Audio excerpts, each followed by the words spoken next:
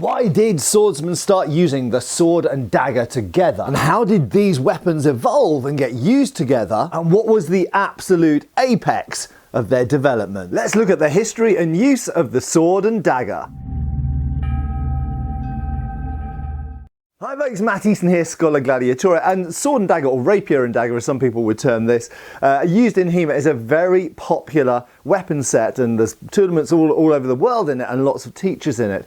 But we're going to get to the kind of ultimate point of evolution of the sword and dagger, that is, in this case, the Spanish cup hilt and its associated so-called sail dagger. We'll look at the anatomy of this original antique, incidentally, towards the end of this video. But first of all, let's look at where did the sword and dagger used together really come from? Now, it should be obvious to all of you that in the Middle Ages, daggers existed and indeed swords of various kinds existed. So it's sort of inevitable that they were going to be used together at some point for some reason, even just as a fringe thing, but they actually became quite mainstream towards the end of the medieval period and the early Renaissance. But before these two were used together, absolutely the most common pairing for a single-handed sword was the sword and buckler. Now, in fact, the sword and buckler were pretty much the standard armament and sidearms of working and middle-class people throughout most of Europe throughout the late medieval period. They were really in their heyday in the 13th, 14th and 15th centuries, but they were still being used extensively, honestly, right the way through the 16th century, even in some cases into the 17th century. That is well into the age of the rapier and the rapier and dagger, which we're going to look at later on in this video.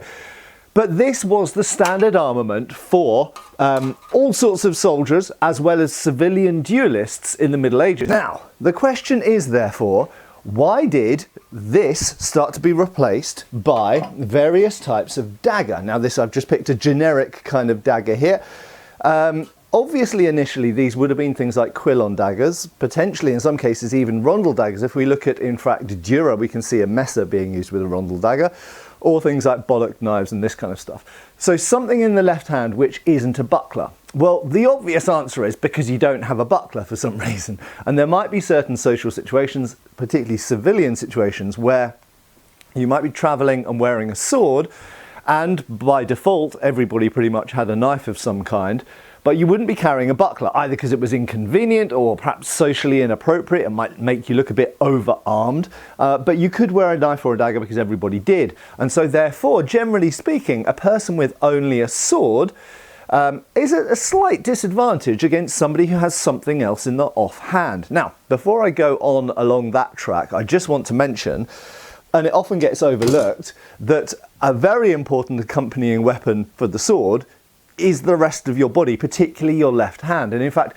all the way through this period, from the medieval period, where swords are used by themselves, the left hand is used for grabbing, grappling, disarming, getting into wrestling and throws and stuff. And sometimes it can be, in certain treatises, this is actually brought up to the single-handed sword and used, turn it into a bastard sword. So the left hand is used a lot, but even if we come all the way through to the age of rapiers, we see an awful lot of the rapier treatises deal with actually defending against the incoming attack in various different ways with the hand while returning your attack with the sword. So just because you don't have a weapon in your left hand doesn't mean the left hand can't also be a weapon in itself. But coming back to the dagger, it becomes completely apparent that throughout the 16th century, the dagger seems to get more and more and more popular. And in fact, this isn't just a 16th century thing. In 1474, there is a lost, unfortunately now, treatise. Maybe it will turn up someday, but it's mentioned in later treatises and later sources, by called Pedro de la Torre, 1474, and it's a Spanish source which talks about the use of the sword with various things, including sword and dagger. Now, as far as I know, this is the earliest systematic treatise type treatment or attention given to the sword and dagger used together. So why were the sword and dagger starting to be used together in the late 15th century? Well, this, particularly in Spain and Italy, this is a period when we start to see the rise of prominent fencing schools and dueling culture, sometimes called the Code Duello. And this late 15th century, so late 1400s period, is really when we see the basis, the beginning of the lineages for what later are manifested in the famous treatises by people like Marozzo and Manciolino, and later on people like Agrippa, where they're looking at the use of weapons primarily, although not only, in a civilian, unarmoured civilian setting where people are duelling essentially as a matter of honour. Now, if we come forward to this civilian setting, as I mentioned, the buckler is still very, very prominent. However, it's not the easiest thing to wear around and carry around, and it makes you look quite bellicose. Particularly in places like Spain and Italy, it had become appropriate for people of the correct social class, gentlemen, to start wearing swords. Now, if you're going to wear a sword, pretty much everybody in most countries at this time can also wear a dagger or a knife at the other side. So these two things are very common to have together. And so that means that those are omnipresent, where a buckler might not always be. Now, obviously if you're going to a duel and it's pre-arranged, then absolutely you can take your buckler. But duels, not always, and certainly not street fights, but duels should be matched weapons. So if you've both arranged to have a fight with sword and bucklers, you would both turn up with sword and bucklers. However, if you're in a street fight, you might have to use whatever you have to hand, which in this case might be the sword or rapier and dagger. Now, as I've mentioned in quite a lot of previous videos, there's a potential advantage to using a dagger over a buckler. So I'm just going to put the sword down for a second. So while these two things could be used interchangeably and were certainly used extensively, both of them throughout the 16th century, so the 1500s, many people were using swords and daggers, many people were using swords and bucklers, and they were both extensively covered in the treatises of the day. But they function in very different ways. Obviously, one is a small shield and the other one is essentially a small sword.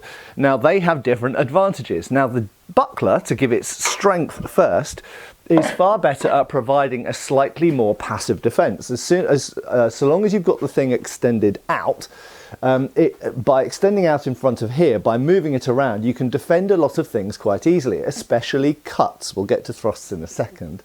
However, inherently, just holding a dagger out doesn't necessarily have to do that. It has to be more proactive. It's more of an active defense. So an attack comes in, you have to put the weapon in exactly the right place to oppose that attack. If a thrust comes in, I have to interpose in whatever way that incoming thrust with my blade in order to defend from it. If someone throws or shoots something at me, this isn't going to inherently protect me. You might argue that the buckler is pretty small, so it might not either, but it's more likely to protect than the dagger is. So you could argue, and I'm not necessarily saying this was universally the case, but you could argue the buckler is a better battlefield weapon. However, this is a hell of a lot easier to carry, and of course, it's potentially more offensive. But there's another really important factor. So in the 16th century, we start to see a lot of swords used in duels, if not necessarily in war. A lot of swords used in duels are starting to move from types of broadsword, backsword, and what we would perhaps here term a side sword or early side sword or arming sword. This is a cut and thrust sword with a relatively broad blade. And yes, indeed, some rapiers do also have quite broad blades. However, there is a tendency for blades to get narrower and longer and to become more thrust-centric in the 16th century. Now, if we're dealing with an opponent who, instead of doing 80% cuts and 20% thrusts at us, is now doing 80% thrusts and 20% cuts, our primary goal is now to defend against thrusts most of the time. Now, there is a disadvantage to dealing with thrusts with the buckler, and that is they tend to slide off. You have no control over the opponent's blade. If I just grab my fencing sword here, the problem is, even if the thing, so a thrust comes in at me and I push it off to the side or up or down or wherever, the blade goes off fine. It doesn't hit me in that instant, but it can easily come up or down or around the buckler, and it doesn't have any control over it. This was evidently such an issue with bucklers that they started to invent special types of bucklers to mitigate against this. One of the very famous types is called a targa, which is a rectangular corrugated buckler, particularly popular, or really only popular actually, in Italy as far as I know.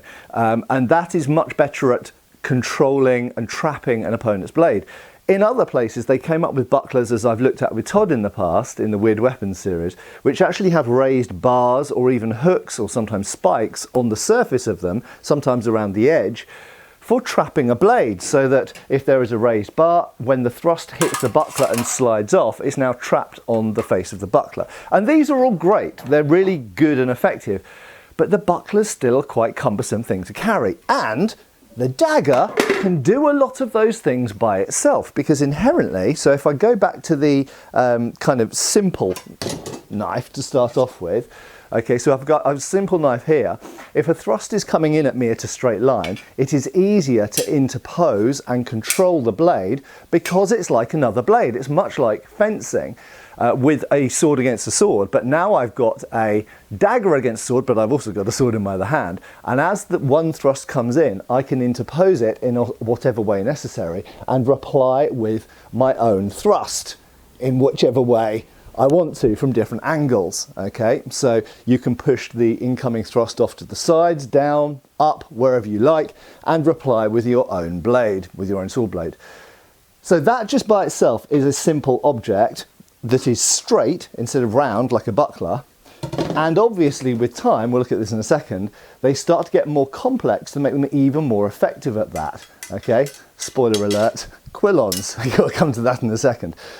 So it could be that in the 16th century, as thrusting became more and more prevalent with types of sword, it could be that the dagger, not only being easier to carry and more socially normal to wear than a buckler, also was actually physically more effective against interposing against thrusting and long-bladed weapons like this, in order to trap and control and steer away an opponent's blade while replying with your own thrusting weapon. So it could be that these are, and my experience backs this up, and your mileage might vary, but mine certainly leads to this conclusion, that these are better weapons for dealing with weapons like rapiers than bucklers are. Not to say that bucklers weren't used with rapiers also and against them, they were.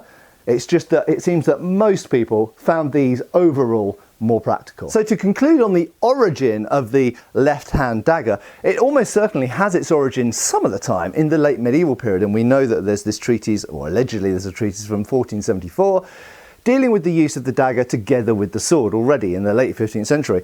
But we also can see plenty of evidence, for example coroner's rolls, which describe what weapons were used in killings and murders and duels, that throughout the 16th century, certainly in England and I think in France as well, the buckler starts to disappear from the records around the middle of the 1500s, around the middle of the 16th century. It becomes very, very rare in the records, and sword and dagger, or rapier and dagger, starts to become far more prevalent. And certainly by the 17th century, by 1600, the dagger is completely, really, almost the universal weapon which goes with the rapier. And while we occasionally find references or pictures of the buckler being used, it seems to have been rare by 1600. So it was the normal weapon to go with the sword in 1500, very rare by 1600. The dagger had really dominated and taken over. So how were these two things used together? Well, that could be an entire year's worth of videos by itself, and I am not a rapier and dagger expert. I do actually fence rapier and dagger, and I do study the sources, but there are far more expert people on rapier and dagger systems out there. It's not something I officially teach in my clubs, for example, whereas there are plenty of clubs that do teach it officially in the UK and all over the world. However, I can tell you this much, the dagger is used primarily for interposing against either cuts or thrusts, not only thrusts, either cuts or thrusts, against incoming attacks, cuts or thrusts from a rapier or a sword, in a number of ways. And there are more ways than you might imagine. So first of all, we're going to look at how is the dagger held. Well, a lot of people in HEMA are taught to hold the dagger with the thumb on the flat, essentially with the face, the outward face and the ring if you've got one, or perhaps a sail guard, we'll look at sail guards in a bit, facing towards the opponent and the cross guard pointing sideways.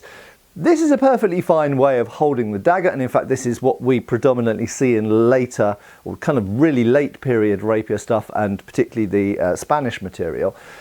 However, interestingly, it's not the predominant way that we actually see it gripped in earlier and 16th century and even early 17th century Italian and other treatises. Okay, if we actually look at, it could be English, you know, we've got pictures from Silver and Swetnam where a dagger is being held in the left hand, but we could look at French sources, Italian sources, even German sources for the use of rapier, and there are a number of ways that the dagger is actually gripped. So one way, yes indeed, is this, but another way, perhaps surprising to some people, is just like that, like a sword.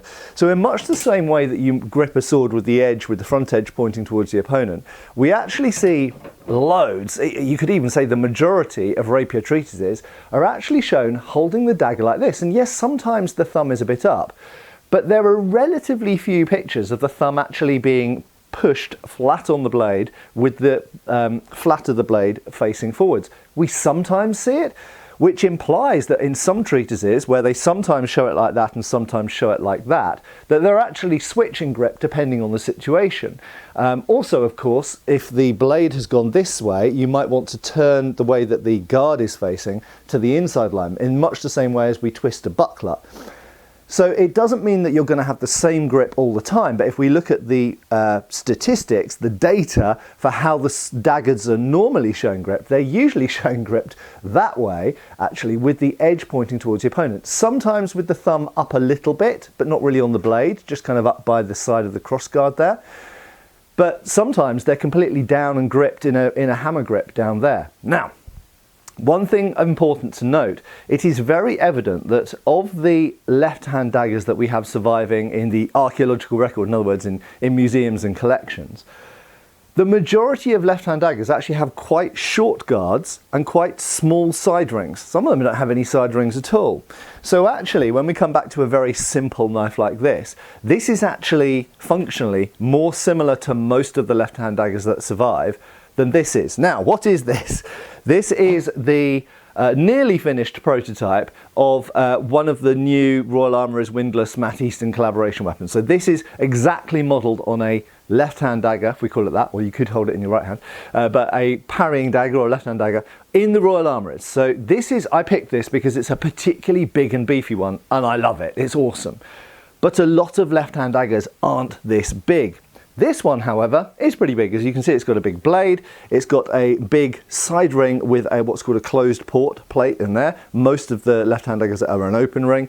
And then it has these quillons. Now, these quillons are really, really interesting because they curve in a particular way. That means that, yes, if a thrust was to come in, you could trap in either of the quillons coming through this way. However, if a cut came down towards my head, cut number 1 in sabre, down here, if I hold the edge straight forwards and parry into the flat of my blade here, what happens is the blade comes down behind both the quillons there and gives me a really good control point while I push my blade into the opponent.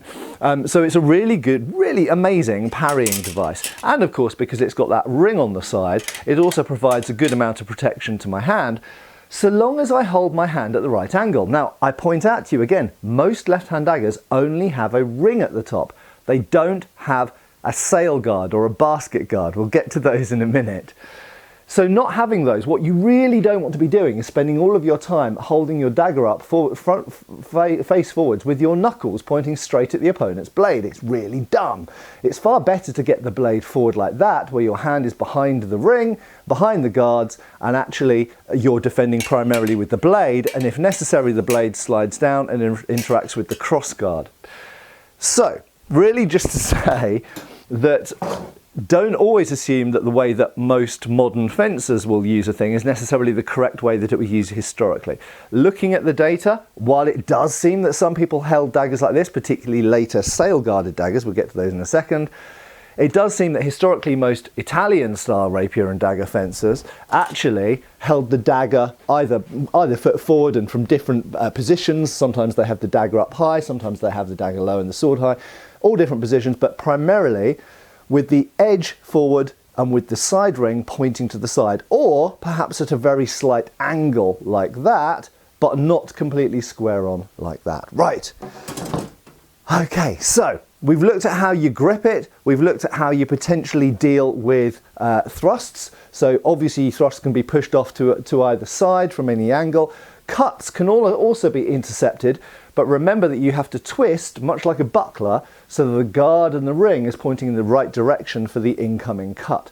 But these can be used, absolutely, much like a buckler, to defend against either cuts or thrusts. So finally, we're now going to look at perhaps what you could argue would be the most evolved form of rapier and dagger. The most famous style, probably, of the use of cup hilts is the Spanish style known as Verdadera Destreza, okay, which I think translates as the true skill or something like that. So, in that system, they often have a very extended arm, and you will have sometimes seen these geometric patterns on the ground, sometimes featured in Zorro movies, which are essentially related to the Destreza Spanish fencing. And in this system, which incidentally is mentioned by George Silva, and was also popular in the Spanish Netherlands as well, and therefore Thibaut is one of the most famous sources for it, even though he's not Spanish, but it's a Spanish sort of system basically.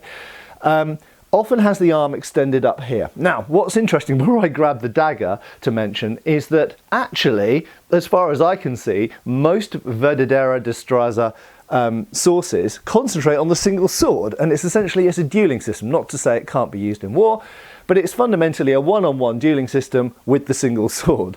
But they do also throw dagger material in there as well, and that's where the Spanish sail dagger comes into it. So these two things, the cup hilt and the sail dagger, would be used together, but they are late period rapier. A lot of people are using sail daggers when they're doing something like Fabrice or some earlier rapier system, an Italian rapier system, and this isn't really the right type of dagger to be doing that with. So why do they use this type of dagger? Well, they look cool, they provide a huge amount of hand protection, and if you are prone to holding your dagger out forwards like this, projected far forwards with the flat of the blade outwards and the crossguard sideways, then indeed that's what works best with this type of dagger. But just bear in mind, I'm not going to rant about this, but just bear in mind, this is not the correct type of dagger to be using with Italian rapier. Anyway, unless perhaps you're doing late 1600s Neapolitan or Sicilian fencing, in which case I guess you could use the Spanish weapons. But anyway, right, so this is the most evolved form of left-hand dagger, but I'm going to gingerly and carefully put down that antique rapier, and I'm going to pick up the Royal Armourer's left-hand dagger. These are both left-hand daggers, or parrying daggers if you want to call them that. However, they are really, really different beasts. This fundamentally is a more traditional basic style of dagger that comes from early Quillen daggers with a side ring on the side and curled guards. Now, this one, however, is really different because the very fact that it's got a sail guard immediately tells you something about its use. Instead of having to hold it like that, you can hold it like that. You can indeed present, much like a sabre, you can present more of the hand forwards because you've got that massive guard there. In addition to which, you have a straight guard here, which tells you something about the use. There is no trapping curled guards. You do sometimes get Spanish ones. But the traditional Spanish guard, much like the cup hilt, involves a long, straight guard, long, straight quillons, and they are usually made as a matching set between the cup hilt rapier and the dagger itself. So, very long, straight guard, long, straight blade, which incidentally, and we'll do a deeper dive perhaps on Spanish rapiers at some point, but usually one side is serrated or kind of notched to allow better binding on the opponent's blade, and the other side is edged, for reasons that aren't apparently particularly clear. Usually you have these two holes here, which again, not particularly clear why. Sometimes you have forks sticking up for trapping an opponent's blade. And importantly, this is a really important feature of the Spanish sail dagger. Boop! It's like a spoon. It's a spoon in the blade for your thumb. So these have a very short grip, just big enough for your four fingers, and then you put your thumb on the inside here. Now, not to say you always have to hold it like this. You could put the thumb down and hold it sideways and use it like a normal left-hand dagger if you wanted to. But it's very clear that these were designed with that in mind. And that is not a feature that we very rarely find anything like that on a normal left-hand dagger, because they weren't used the same way.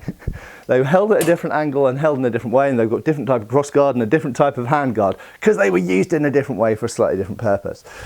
So, really all to say that in the Spanish system, they generally have the weapon entirely forwards, okay, point forwards with the cup pointing forwards. So you don't have very much frontal protection here, but you have a huge amount of frontal protection if you hold the point forwards, which is what they did in Verdadera Destreza. And the dagger, on the other hand, is designed to be held that way forwards, not really that way forwards so much, but with the front of the hand completely square on towards the incoming target, and the thumb supporting the back of the blade, which wasn't necessarily normal on earlier sword and dagger systems. So, I would absolutely argue that on one hand, yes, this Spanish sail dagger is the most developed form of left-hand dagger, more developed than this, for example, which is a German left-hand dagger. However, it's also a specific design for a subtly specific manner of use. And I should also mention as well that there are other types of extensive hand protection left-hand daggers that we find. For example, in England, we find essentially basket-hilted left-hand daggers, sometimes or perhaps known as alehouse daggers. We also find various other forms, French and Italian forms of left-hand dagger, which also have forms of sail guard on them. So to summarise and conclude, the sword and dagger were being used together already in the late 15th century, as evidenced by the now lost treaties in 1474, PARRYING DAGGERS, and we also know from other descriptive accounts of violence and duels and everything else that sometimes swords and daggers were used together. It seems that in the age of the side sword, as the side sword became more developed as a system, and particularly a dueling system, that gradually the dagger started to become as popular as the buckler and eventually eclipsed it. And the rapier and dagger became an absolutely standardised set right the way across Europe. And this was probably partly because the dagger was more easily worn and more socially acceptable, but also because it actually has some real mechanical advantages against a thrust-centric rapier in controlling the attack. And for this use, it developed more specialised cross guards and side guards on here, and eventually closed that to make it more protective for the hand. And in Spain, we ended up with the very specialised cup hilt rapier and a specialised system for using it, Verdadera Destreza, with a sail dagger in the left hand. And this was a very specialised system with very specialised weapons for it. But what we mustn't do is assume that swords and daggers were used the same way in all places at either the same or different times, because they weren't. They were used in different stances, different guard positions, and even the way that you held the dagger was different in some cases. Anyway, I hope that's been an interesting quick fly through the subject of sword and dagger. I'm sure we'll do some deeper dives on some of the elements raised in this video in the future. But for now, I have been Matt Easton. I will of course continue to be. Please make sure you're subscribed, share the video. I hope you enjoyed it, and give me a like if you did. I hope I'll see you back on the channel really soon. Cheers folks. Thanks for watching. We've got extra videos on Patreon. Please give our Facebook a like and subscribe if you haven't already. Cheers folks.